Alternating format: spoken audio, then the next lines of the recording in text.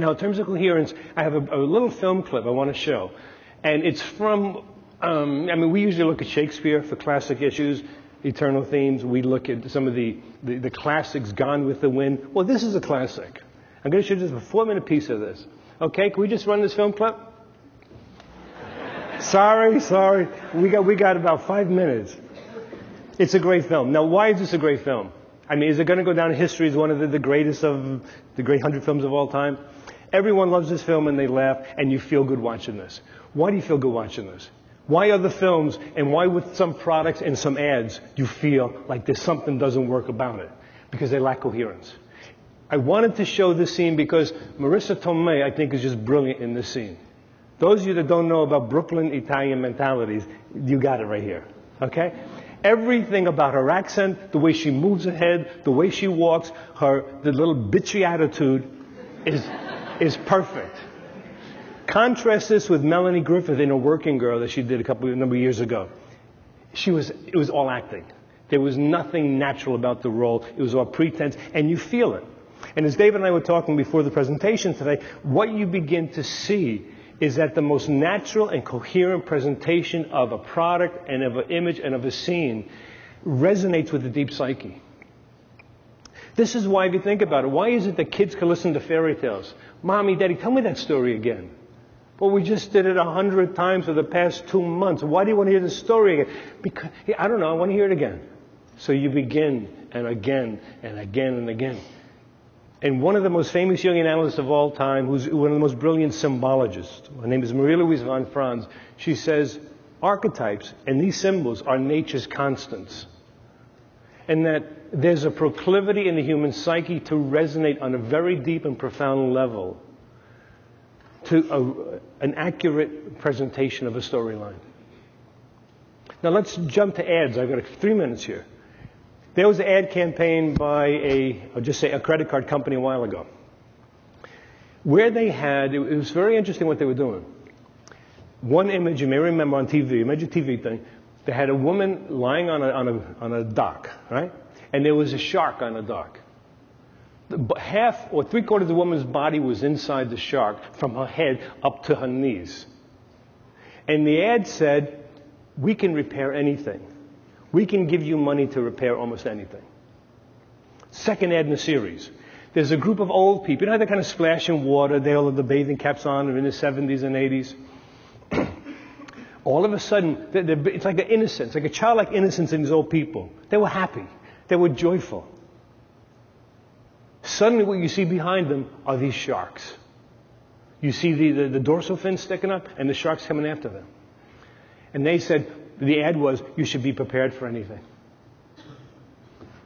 I would love to study the effectiveness of that ad campaign. I would bet you it was a disaster. The point that I'm getting at here, and something that Dave and I have been working on for many years, and I've been working on my career for many years, is a very rich and deep understanding of images. And my suggestion to all of you that are involved in the imagistic world is whatever image you're working on, track it back to its history. There's a mythology and there's a storyline behind every image, because images that we see today are temporal representation of eternal themes.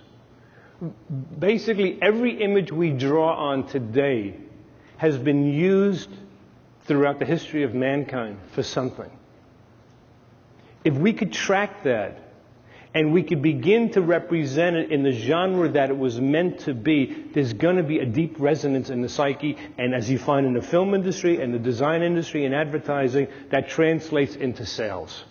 And I'm not looking to manipulate an image to make sales. I think that would be a disgrace and an abomination of the richness of an image. But what it does convey is that these images have their own world. It's not that the image and the symbol is an independent entity, but it's an expression of a very particular field it's meant to describe. I mean, just think about it. Right now, I'm living in Vermont. I'm only 3 hours from Brooklyn. But anyway, all of a sudden, you see all the apples are on the trees. The trees are turning colors. It's beautiful. A lot of leaves are down. Well, what does it mean? It means we're in fall. Very simple, right? That's a no-brainer.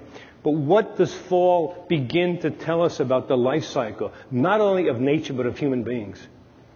There's a feel. How many songs were written about fall? How many songs were written about the natural cycle of life? Remember that beautiful song, September, that Willie Nelson has done, Henry Mancini has done? And they talk about the seasons of life and what goes with each season. So if we want to try to take the image of a summer or of a fall or of a winter, and we say winter is all about new growth and new initiatives and new challenges and new this, you know what? It's not going to take. Because winter is a time of dormancy. Winter is a time of pulling in. It's not about death. People say it's about death and stagnation. Not at all. It's a time of pulling in to prepare for the next season. Fall is a time, both in the outer world, when we begin to look at our gardens and we begin to get our apples. It's a time to harvest what we've done with our life. If you can't convey that with your ad campaign that draws on these images, you're going to find there's not such a great response by the public. So in closing here, I just want to say that as we see Marissa Tomei in a funny image and all, you see she captured the feel that she sought to represent. That's what makes it successful.